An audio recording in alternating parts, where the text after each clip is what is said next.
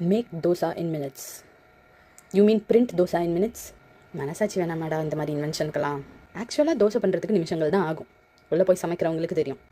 இருக்கிறதுலே கஷ்டமான வேலை எதுனா மாவரைச்சி வைக்கிறது. அதுக்கும் ரெண்டாவது கஷ்டமான வேலை என்னென்னா தோசைக்கு என்ன சைட் டிஷ் பண்ணலாம் அப்படின்னு யோசித்து அதை பண்ணுறது. ஏன்னா மிளகா பொடி போட்டால் வீட்டில் சாப்பிட மாட்டாங்க. ஏதாவது வெரைட்டியாக சட்னி பண்ணணும், இல்லைனா சாம்பார் இருக்கணும். தோசை பண்ணுறது ஆரம்பத்துலேருந்தே பிரச்சனை இல்லை.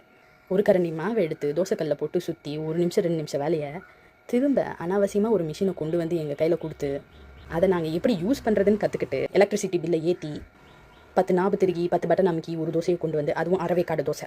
இந்த தோசையை யாராலையும் திங்கவும் முடியாது. அது மிஷினை எப்படி க்ளீன் பண்ணுறது? அதை பார்த்தா தெரியுது குறுக்கு எக்கச்சக்கமாக. எங்கேயாவது போய் மாவு ஸ்டக் ஆகிடுச்சு அப்படின்னா எங்கே போய் அதை க்ளீன் பண்ணுறது? தோசைக்கல்லை க்ளீன் பண்ணுறது ஈஸி. இல்லாத பிரச்சனையை கொண்டு வந்து பிரச்சனை நீங்கள் மைண்டில் நிறுத்துறீங்க பார்த்தீங்களா, அங்கே நிற்கிறீங்க. என்னத்துக்கு க்ரியேட் பண்ண ஒரு பர்பஸே இல்லை.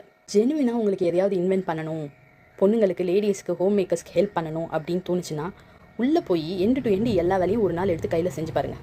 அப்போ தெரியும் உள்ளே என்னென்ன பிரச்சனை இருக்குது, எதுக்கெல்லாம் கஷ்டப்படுறாங்க லேடிஸ் அப்படின்ட்டு. அதுக்கேற்ற இன்வென்ஷனை கொண்டு வாங்க. ஒன்றும் சொல்கிறதுக்கு இல்லை.